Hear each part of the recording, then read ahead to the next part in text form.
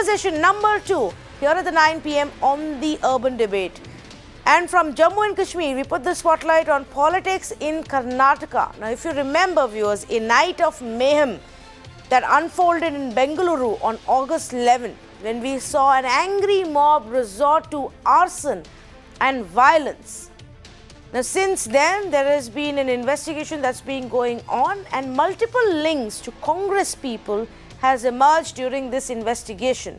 Today, ex-mayor and Congress leader Sampath Raj was finally arrested in this riots case, in the violence case.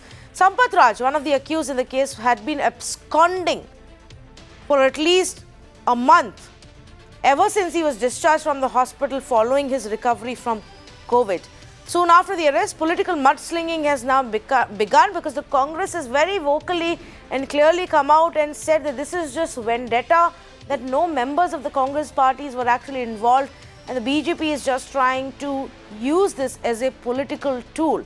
In fact, the Congress repeatedly keeps saying that no Congress members were involved in this entire incident that took place, and that law will take its own course. But BJP, on the other hand, is citing evidence, and the BJP is actually saying that the complaint was given by a Congress MLA against the accused, that there is enough evidence, and if you are not guilty, why have you been running away? Let's ask the panelists who are joining us this evening. Let me say good evening to Mr. Brijesh Kalappa of the Karnataka Congress, who joins us this evening. I also have Captain Ganesh Karnik, spokesperson for BJP Karnataka, and Mr. Rajashekara as political editor for the Bangalore Mirror, who is also joining us this evening. Let me first start by asking Brijesh Kalappa this. Brijesh Kalappa, the BJP says, well, the complaint was filed by the Congress MLA, the investigation has thrown up multiple Congress names, and if you aren't guilty, why have you been on the run? Why was Sampath Raj hiding for so long? First of all, Tanvi, this is not an issue where there has been a complaint. This is something which we have all seen was caused by the fact that the nephew of the MLA, he had posted something highly objectionable. And then, of course, the police was not able to control those people or assure the crowd that there would be action taken against him. So the crowd went berserk. And then there was arson and there was looting and whatever it is. And we have been consistently saying that whoever those people are who are responsible for this, they ought to be hauled up. And the government originally said the SDPI was responsible for this. And as you know, for the last 6 years, they've consistently been naming the SDPI. They've been speaking of the PFI. They've been saying that, some RSS workers have been killed by the PFI. But for the last 7 years, nearly 7 years that Mr. Modi has been in office, have you ever seen the BJP act against the PFI or the SDPI? Has there been a single step to ban the organizations? Has there been a single step to outlaw these organizations? No. And I'll tell you this, what follows is clear as to why the BJP is protecting the SDPI and the PFI. Because the PFI and the SDPI are two sides of the same coin, just like the RSS and the BJP. And the moment there is some kind of the division in terms of the communities, then naturally there is only one beneficiary, and that is the BJP. So BJP would like to keep the SDPI and the PFI going, just like they are today bankrolling the MIM in Bihar. So this is the story. But you still haven't answered my question, Mr. Brijesh Kalappa. Why did Sampath Raj run away? No, I have no idea why. I'm not his lawyer. I don't know why Sampath Raj. You are backing a person who was on the run. No, probably for the same reason that Mr. Amit Shah ran away when the CBI was after him many years ago. Probably for the same reason that Mr. Amit Shah ran away. Probably for the same reason that a lot of other rats across the country from the BJP have run away. Right? So why somebody is running away, I have no idea. Let Mr. Karnik answer as to why Mr. Amit Shah ran away when the police were looking for him, when the CBI was looking for him. As to, anyway, why somebody runs away, somebody doesn't come, or whatever it is, because it's the prerogative of the person to seek anticipatory bail. Okay. So he would be trying to get anticipatory bail from one court to another court. Finally, he realizes that courts are not, giving him anticipatory bail. Then he has come and surrendered. Okay, let me get in a response from Captain Ganesh Karnik then. Go ahead, please. Good evening to all of you. Good evening to Mr. Kalappo also. The issue is about the former mayor absconding and subsequently the police arresting him. Issue is about an incident where a very unruly crowd or a mob attacked the Congress MLA's house in that DJ Helli KJ incident. The issue is about a post which was reposted, or it was addressed to, in the Twitter, on which I'm told the unruly mob became very, very agitated and they went and attacked the MLA's house. The question I think we all should answer is not what PFI did, what SDPI did, what RSS did, what happened. The issue is a criminal assault on an elected member's house. Yes, they lodged a complaint in the police. Police obviously need little time. Within 3.5 hours, they have arrested that boy, as I'm told. So the question is, Mr. Sampath Raj was an elected member. He was holding a very high office in Bangalore city. He knows the nuances of law. If his name was in the FIR, police has every right to arrest him and investigate him. The very fact that he was absconding, the very fact that Congress was not trying to help their own MLA, the very fact that the Congress president and many other Congress leaders were giving a clean sheet to Sampath Raj, and today, after such a long period of time, he is arrested and he is being inquired upon. No, I think instead of taking it away from a political angle, look at it from an incident, a criminal incident, and somebody has alleged that he is involved. Mr. Kalappa can answer, yes, in that particular assembly constituency, internally, Sampath Raj and the present MLA had different issues. So there is a suspect involvement of Mr. Sampath Raj in all the incident, in instigating the people, in amassing the crowd, and the crowd going berserk, attacking his house for a small post in a Twitter by the nephew of the MLA. So look at it from that particular angle. Forget about SDPI, forget about all those things.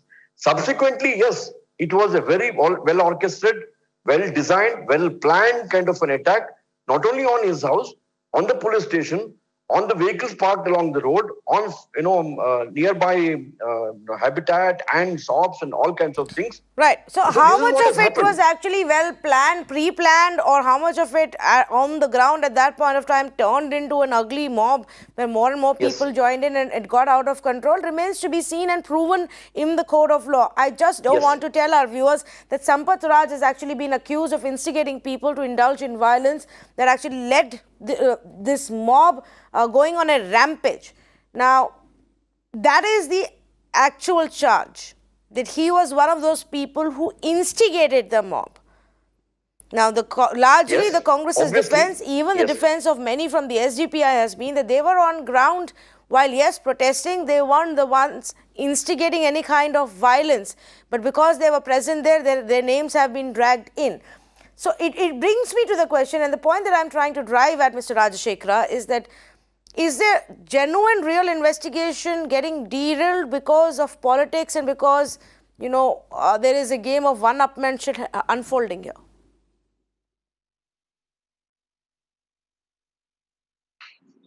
Mr. Rajasekhara, I think you're on mute. You'll have to unmute yourself. Sorry. Thank you. Yeah, generally when there is a political leader involved in any violence, it tends to be politicized by the party that favors. And the party which is a victim always says that it is being politicized. So it's always this case, whether it's BJP, like Brijesh said, that Amit Shah's reference, and now Sampath Raj BJP is saying. It's the same thing. So the fact is that the MLA himself has time and again, Congress MLA has said that Sampath Raj is involved, Sampath Raj should be arrested, Sampath Raj should be expelled, he said this morning. And he also said that some leaders in the Congress are not helping him out. So there is a clear case that it's a local Congress differences. And in the previous debate also, I had clearly said that this is not communal, nothing to do with communal. It is a clearly micro level Congress leaders fighting for the turf. Because Srinivas Murthy came from JDS along with Zamir Ahmad Khan, and Sampath Raj was an old congressman And there was a turf war. Sampath Raj wanted to contest elections. So that fight is on. Unfortunate that it ended in such a murky fight, causing deaths of people, looting and burning properties, including the police station. So it tends to be politicized whenever there is a political leader, a political party is involved. And how far the Congress will go in this and get attached to this, I think it's a question. They should have just let Sampath Raj to face the law and should have helped the police to surrender. But none seems to have been done, at least on the face of. Instead of defending, they should just help Sampath Raj to surrender and help him extend legal and other assistance instead of getting involved into the. Okay, Brijesh Kalappa, do you want to respond to that? The choice that your party has made in terms of who you're backing when your own Congress leader has actually named Sampath Raj repeatedly. No, I think, Tanu, first is that it's a delusion that the BJP is trying to create by saying that Mr. Akhanda Srinivasmurthy has named Mr. Sampath Raj. Let's assume for a moment that my house is burnt, right? There are scores of people who come, they gather around, they burn my house, and they leave, right? How am I to know who has burnt my house, Tanu? Because I'm not on the spot. I have no sources of income, of information. I have no ways of finding out who are the people who have come to burn my house. I have absolutely no idea. So I would know who would want to instigate people against me. No, you may know, but that would just be a guess. It's like shooting in the dark. You would also know. I will also know. I know that there are people who don't like me, people so on and so forth. It's like shooting in the dark. So who is the person who can actually say that there is the involvement of a X person or Y person? It's only the investigating agencies, right? So today, if the MLAs come and said that Sampath Raj is involved and so on and so forth, the MLA's words carry absolutely no value. Because any MLA has at least 500 enemies in his constituency. At least 500. So it could be any of those 500. Why should it only be Sampath Raj? So ultimately, the law has to take its course. The law has to, be followed. It has to finally find out and establish that, so-and-so was responsible.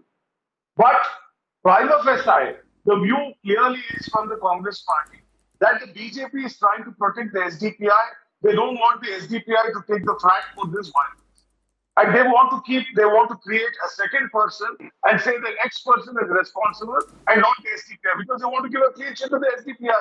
Why? Because the SDPI, like the NRM, serves the BJP's political ends. Okay, I will take up that point that you made and ask because this is a question I have repeatedly asked the BJP and various BJP state governments who always try and bring in the PFI and the SDPI, that if you are so sure of their anti-national actions and their divisive, violent nature, then why is it that these outfits are still being allowed to function and haven't been banned? Where is the evidence? Where is the tough action, Captain Karnik, against SDPI?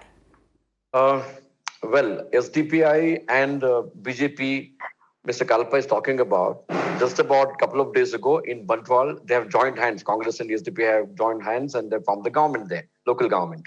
So forget it, keep it aside for that matter. If SDPI is involved, if PFI is involved, as Mr. Kalappa says, he must be having some evidence. He must produce those evidence. Definitely they don't want to take action. Again, the question is entirely different. Question is about Mr. Sampath Raj's alleged involvement in the incident. Now it is for the investigating agencies to verify whether his involvement is there or not. He has been accused. So till date, even till this moment, Mr. Kalappa also doesn't say a word about his own party's MLS house being attacked by the unruly mob. No one has come to the help of this particular person. In a way, Mr. Kalappa is admitting that former JDS leader Srinivasmurthy's house, when it was being attacked, the Congress till date doesn't support. They are admitting the fact that there is a difference between Sampath Raj and Mr. Srinivasmurthy, and the entire episode is because of the difference. They are admitting it. That is why they are not supporting their own MLA's house when it is being attacked. The question is, you initially asked why Sampath Raj did not, in fact, surrender. Mr. Rajshekhar Murthy, obviously, having seen the entire incident from Bangalore, very critical. He's not answering the question. You asked a basic question. Why is the SDPI PFI not being banned? He has no answer to that. It's 7 years, Tanvi. Come on. Hello, Yes. can you hear me? Yes, we can hear you now. Hello. Yes, we can hear you now, Captain Karnik. British Kalappa is just emphasizing on the point that you still haven't answered my question about tougher action against outfits like SDPI and PFI. The debate is about that. If we are talking about SDPI, PFI, its involvement all these years, the earlier murders and all that, Yeah. I think I will come prepared for that debate. And then why it is not being done, please wait and see. Please wait and see. It's after all, the investigating agencies have to collect all the evidences and then have a substantial case, and then due course of action will be taken. All right, I'm also This out of discussion is time. about- I'm also out of time, but I think that's a very, very important question, Captain Karnik, because Yes. in this investigation, the BJP first jumped and said that there was also the role of SDPI and PFI, and named a lot of them, and it became a whole story. And the simple question I'm asking is, every time, if you just want to keep the pot boiling by naming these organizations and trying to put that in the minds of people and keep your political pot boiling, it's a different thing. But if there is evidence that these are actually dangerous organizations that do resort to divisive tools Yes. like violence for their own political benefits, and they must be brought to book and they must face action. Suffice to say, viewers, what the journalist on the panel was also saying, Mr. Rajshekhar, that there is a lot of politics involved, not just between the BJP and the Congress, but also within the Congress party. That's how this actual incident began. And the initial protest that the Congress MLA faced when his house was being carried out, when the protest was actually happening, also had Congress members on ground, basis what the Congress leader's nephew had tweeted, which they thought was extremely hurtful to their religious sentiments. Unfortunately, this is now boiled down to a political fight rather than an investigation into what unfolded that night and who were the people responsible for that violence. It was a horrible night for many people in Bengaluru, and would hope that some justice is actually done and real culprits are found. Completely out of time. Thank you so much for joining us on this conversation.